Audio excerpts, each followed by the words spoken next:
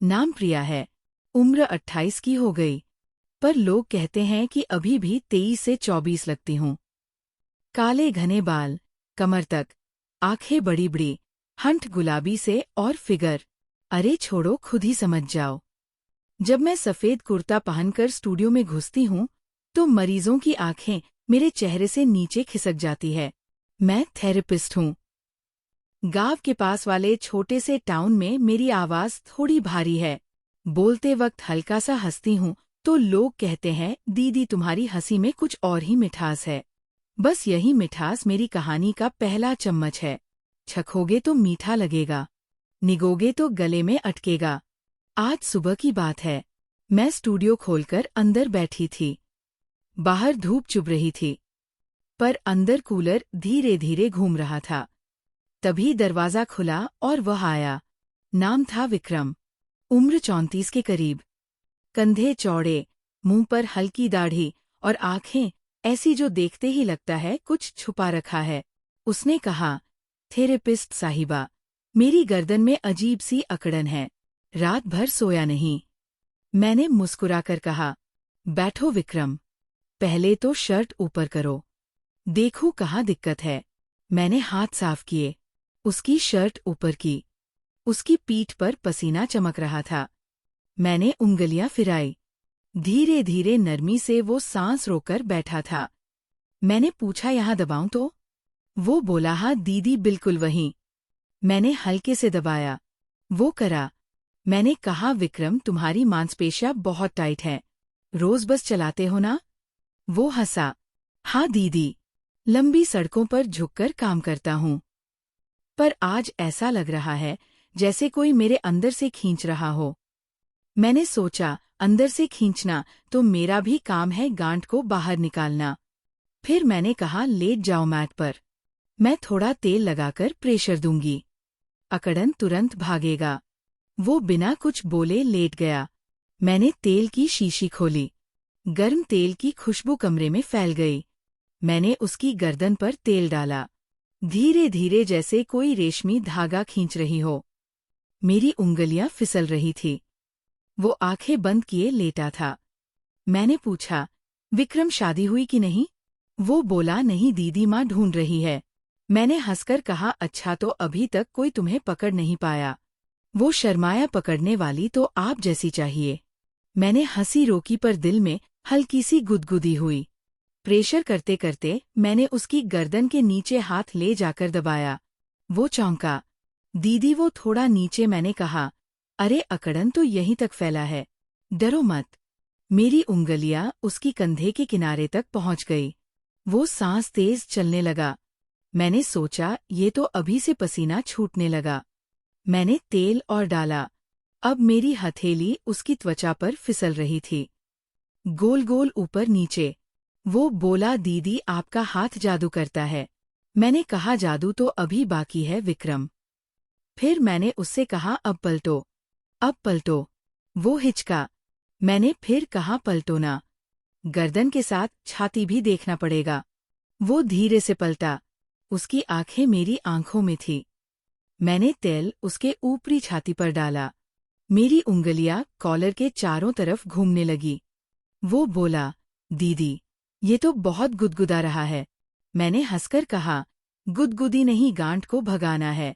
मेरे हाथ नीचे सरक रहे थे, बिल्कुल किनारे पर। वो सांस रोककर देख रहा था। मैंने कहा, विक्रम तुम्हारी नसें बहुत उलझी हुई है, इन्हें सुलझाना पड़ेगा। वो बोला, सुलझाओ दीदी, पूरा सुलझा दो। अब कमरे में सिर्फ कूलर की आवाज और हमारी सांसें थी। मैंने उसकी शर्ट की कॉलर पर उंगली रखी, बस छुआ। वो चौंका। मैंने कहा, अरे कॉलर ढीली करो, दबाव पड़ रहा होगा। वो खुद ही ढीला करने लगा। मैंने तेल और डाला। मेरी उंगलियां अब उसकी बाहों के अंदरूनी हिस्से पर थी। वो कराह रहा था धीरे धीरे।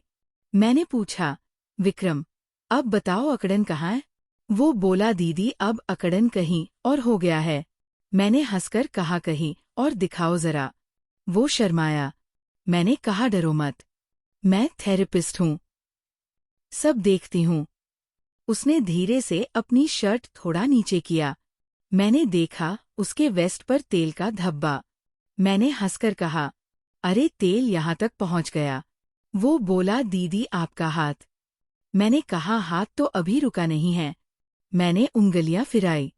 बिल्कुल किनारे पर। अंदर नहीं गई। वो सांस तेज चलाने लगा।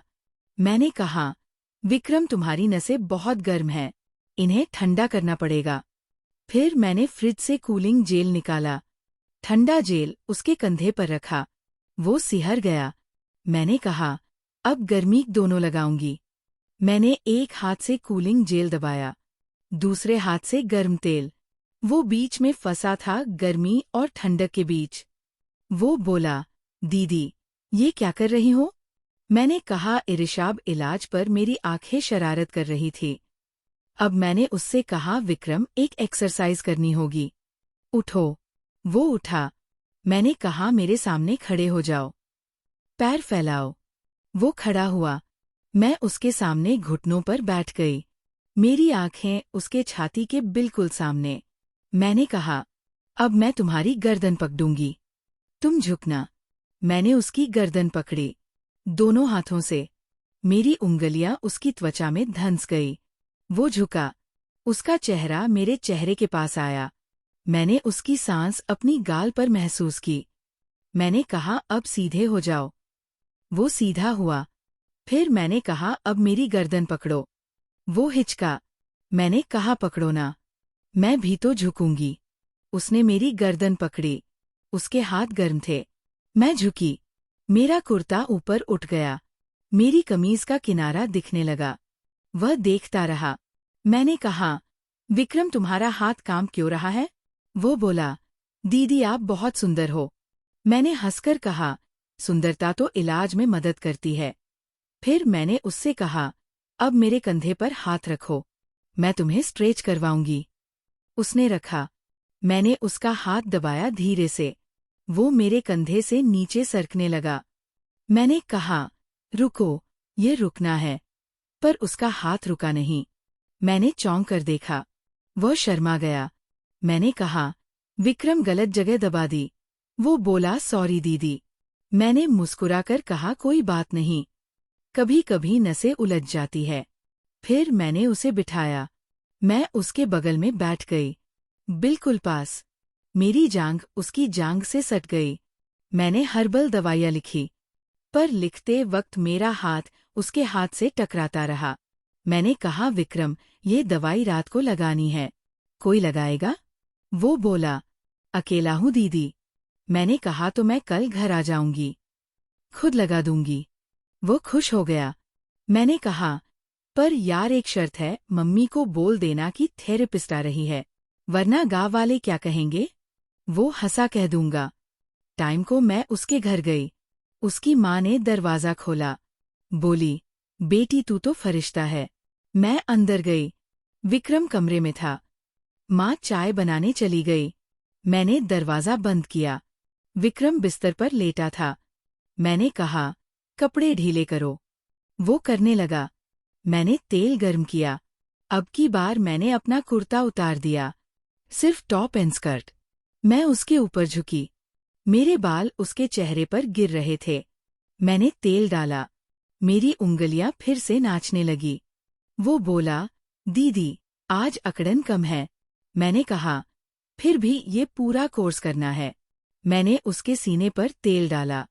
मेरी उंगलियां उसके छाती के बालों में उलझ गई। वो सांस तेज चलाने लगा। मैंने कहा, विक्रम तुम्हारी धड़कन बहुत तेज है। वो बोला, दीदी तुम पास हो ना? मैंने हंसकर कहा, पास तो और आऊंगी। मैं उसके ऊपर झुकी। मेरी छाती उसके सीने से छूने ही वाली थी। तभी दरवाजा खटका। माँ चाय लेकर आ गई। मैं तुरंत हटी। माँ बोली, बेटा चाय पी लो। हम तीनों बैठकर चाय पीने लगे। माँ ने पूछा, प्रिया बेटी तू शादी क्यों नहीं करती? मैंने कहा, माँ जी ये सही लड़का नहीं मिला। विक्रम चुपके से मुस्कुराया। रात को मैं घर लौटी। सोते वक्त सोचा, ये विक्रम कुछ अलग है। उसकी आंखों में कुछ था जो मुझे खींच रहा था। पर मैं थेरेपिस्ट हूँ, पेशेंट है वो। फिर भी दिल में हल्की सी हलचल थी। अगले कुछ दिन हम रोज मिलते रहे। कभी स्टूडियो में पोई की को आशिया, कभी उसके घर, हर बार प्रेशर, हर बार थोड़ा और पास। एक दिन मैंने कहा, विक्रम अब तुम मुझे प्रेशर करना सीखो। वो हंसा। मैं लेट गई। उसने मेरी गर्दन पर हाथ रखा। उसके हाथ कांप रहे थे। मैंने कहा, डरो मत, दबाओ। वो दबाने लगा। मेरी सांसें तेज हो गई। मैंने आंखें बंद कर ली। उसका हाथ नीचे सरकने लगा। मैंने कहा, विक्रम स्वरुक गया। मैंने पलटकर उसका हाथ पकड़ा। बोली, तुम समझते हो ना? वो बोला, समझता हूँ दीदी, पर दिल नहीं मानता। फिर एक दिन बारिश नहीं आई, बिजली नहीं गई, पर कुछ और हुआ। मैं स्टूडियो में अकेली थी। विक्रम आया। बोला, दीदी आज अकड़न फिर शुरू हो गया। मैंने कहा, आज कुछ नया ट्राई करेंगे। मैंने एक मशीन निकाली, एनर्जी स्टिमुलेटर। छोटे छोटे पैड्स मैंने उसके सीने पर लगाए। करंट की हल्की सी झंझनाहट। वो सिहर गया। मैंने कहा, अब तुम मेरे पर लगाओ। मैंने अपना टॉप ऊपर किया। उसने पैड्स मेरी गर्दन पर लगाए। मैंने मशीन ऑन की। हल्का सा झटका। मैं चीखी, आ विक्रम! वो डर गया। मैं हंस पड़ी। मजाक कर रही हूँ, अच्छा लग रहा है। फिर हम दोनों हंसने लगे। मैंने मशीन बंद की। हम आमने सामने थे, मेरी आंखें उसकी आंखों में। मैंने धीरे से कहा, विक्रम तुम मेरे लिए क्या हो? वो बोला, दीदी तुम मेरी सब कुछ। मैंने उसका हाथ पकड़ा। हम करीब आए, हमारे हंट बस 1 इंच दूर। तभी मेरी जेब में फोन बजा। सेंटर से इमरजेंसी कॉल।